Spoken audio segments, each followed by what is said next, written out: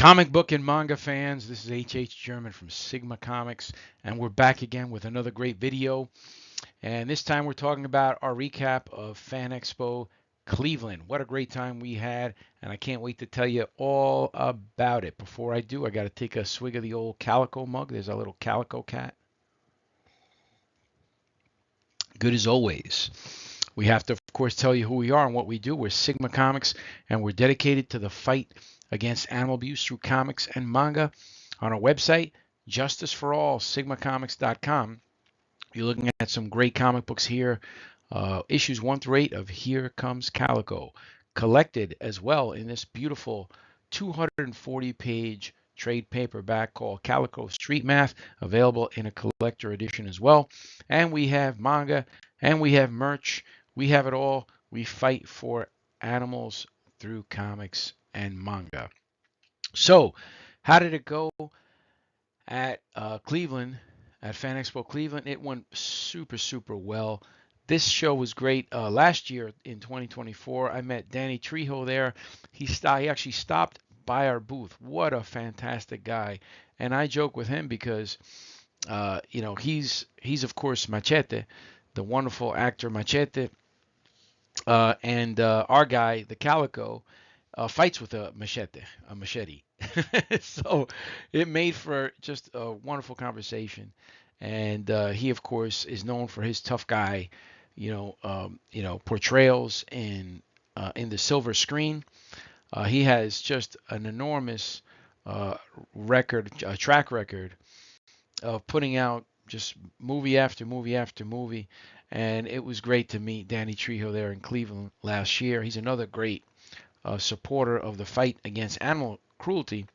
And of course, he lent his support to Sigma Comics there at the event and through social media.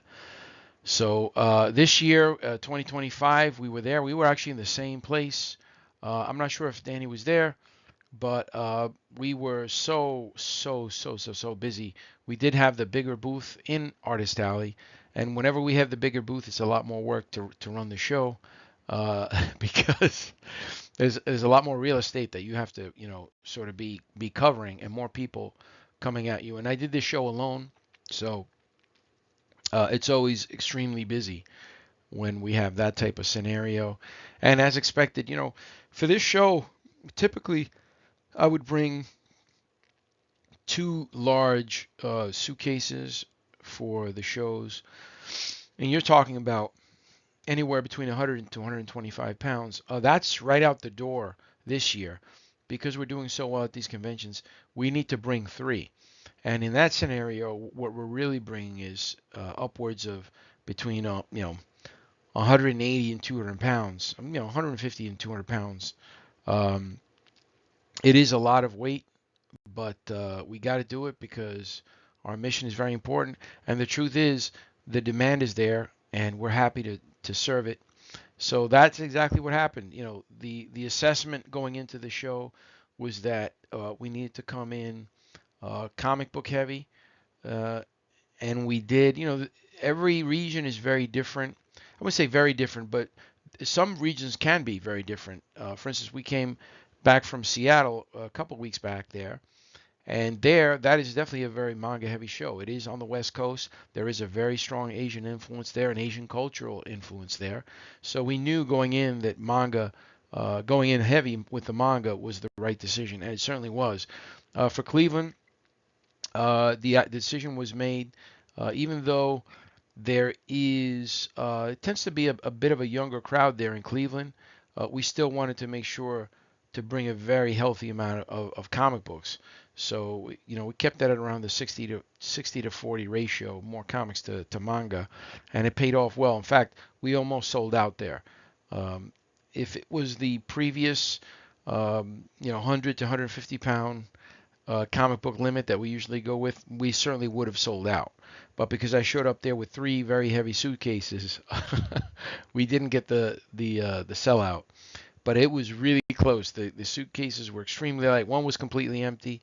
The other one was, almost gone. So it was very light stuff. And I even joked with the Uber guy on the way out. I said, hey, listen, I got a lot of big stuff here. and I didn't get the Uber X extra large. I think we're in trouble. And of course, when he picked them up and he started laughing, they were empty pretty much. So uh, I was able to, we're able to show up with. We have to get to these shows with the XLs, the Uber XLs, and we leave with the X, the lightest thing they have there. So it was a great time. 3 day show, as they typically are. We started the year with 4 day shows, that being Emerald City and MegaCon this year, 2025. But Fan Expo is a 3 day show. Fan Expo Cleveland is, and a wonderful new addition is the schedule change. And typically, the Fan Expo shows were starting at around 2 p.m. for VIPs, and then the general public was allowed in at 4 p.m. on the Friday, sort of to kick off the show, and then it ran through 9 p.m. So what they're doing now, and I hope this translates to the other shows, is they started an hour early and they ended an hour early, which is great because sometimes you're flying in from far away. In our case, we're flying from New York City, which really isn't that far. It's only an hour flight in this case. But in some cases, we're on the West Coast, and you just did a 5 hour flight, and then you got to start, later and then end later. 9 p.m. on the West Coast, California. Remember, we're 3 hours, ahead.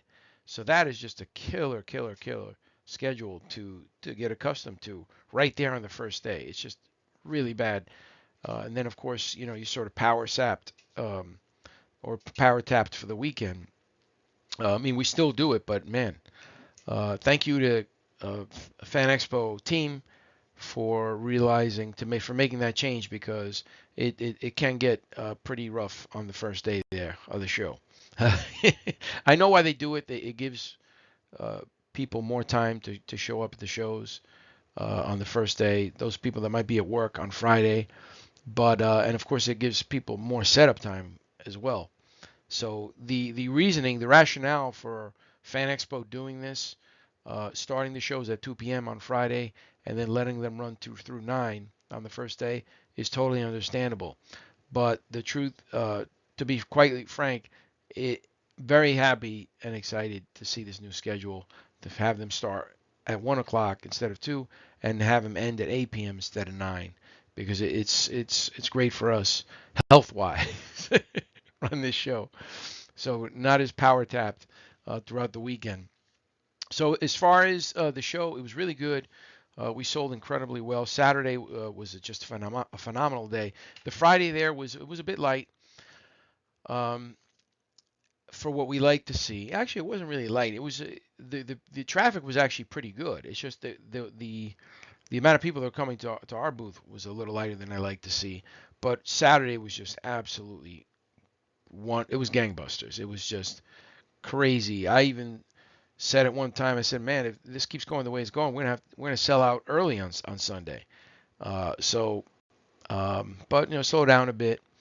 Uh, Overall, we didn't sell out only because of the reason I mentioned, the suitcases, the allotted weights. But it most certainly would have been a sellout. Saturday was absolutely incredible. It was probably one of the best Saturdays. We've had probably like a top 5 uh, of all Saturdays like ever. So, and again, I was working the show alone. If I was there with Casey, I don't even know. we would have it would have been just crazy. But really good stuff. Very proud of the Fan Expo team there. What a great turnout they put out there in Cleveland. And I have to say, uh, Alex is running this show there at Fan Expo. If you see him, definitely give him a good pat on the back because he did a fantastic job. Him and the Fan Expo team there in Cleveland. What a fantastic job! Wow, these guys are really doing a good one there, and we're extremely excited to head over for Fan Expo Cleveland 2026. Uh, Really good stuff we're seeing. We've seen a pretty big improvement actually in the Fan Expo shows. Uh, you know, year over year already. I mean, we've already done 2 of them, and we did MegaCon, which is what I believe to be their biggest show of the year here in the U.S.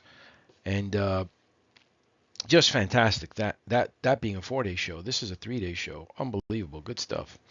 So yeah, overall great show. I actually have a friend in Cleveland that wasn't able to make it, but hopefully they'll be able to make it next year, and we can get together. But man, what a great time! Good time, and really looking forward to getting over to Cleveland next year. The weather was a little on the chillier side. I didn't know it was going to be that chilly, but listen, it is March, so did get a hotel room not too far. It was about 10 minutes away by Uber. But I made the mistake of, usually the way I do it is I plan my. Um, some of you might know I'm a foodie, so I tend to assess the area, for restaurants, and I have which restaurant picked out. It's sort of like my little reward for the end of the day, where I'm going to pick up the food and head over to the hotel. And I made a mistake the first day of heading into stopping at an Indian restaurant in the middle of the way home. I don't think I'm ever going to do that again because these Uber rides were only like $8, right? They were like $8 or $9. And when I left there on a Friday, it was ridiculous. I paid $40 to stop at this restaurant and then go to the hotel. It was nuts. I mean, how does that make sense? I was so busy and we were having such a good weekend that I said, you know what? Let me just not even complain about this. Of course, it was the only day that I had to pay $40 for a one-way trip to a hotel that's not even, 9 minutes away in Cleveland. But every other ride was like, $9, $10, and that was it, tops. But man, if you're in the audience and you're hearing this, if you know of any good restaurants right near the convention center downtown Cleveland, let me know. I definitely want to check them out and line them up for next year. But either way, it was pretty good. The food was good. The people were great. People are always great in Cleveland. What a great crowd. That's one thing I have to say. The crowd there in Cleveland, holy crap. They come, they come to party. All right. They were partying hard in that convention center. All right. If there's such a thing as a pop culture party, they were having it there in Cleveland. Fan Expo team brought it, and the people there from Cleveland absolutely brought the right energy. So thanks again to Cleveland. If you were in Cleveland and you didn't stop by the Sigma Comics booth, you know, man, you did yourself a disservice because we really could have had a great time, and I told you about Calico and our wonderful series and what we do and how we fight against animal abuse. Check us out next year. We're going to be there again. So with that, thank you once again for supporting the fight against animal abuse. Head on out to sigmacomics.com. Make sure you pick up some comics or manga. Hit the like and subscribe button. It doesn't really cost you a thing, and it helps us in the algorithm. And listen, we have a new book coming out on Kickstarter on May 1st on Kickstarter.com. Kickstarter.com is where you crowdfund wonderful projects like this one, Calico Morality Play, our second trade paperback. It's book 2 of Here Comes Calico. Calico Morality Play on Kickstarter. All you have to do is go to Kickstarter.com, type in Calico Morality Play, hit search, and you'll see our wonderful campaign. You click on it and you'll pre-order it. It's going to be live till May 31st. So please do head over there and give us a shot. Again, hit subscribe, hit like, and keep on fighting for animals.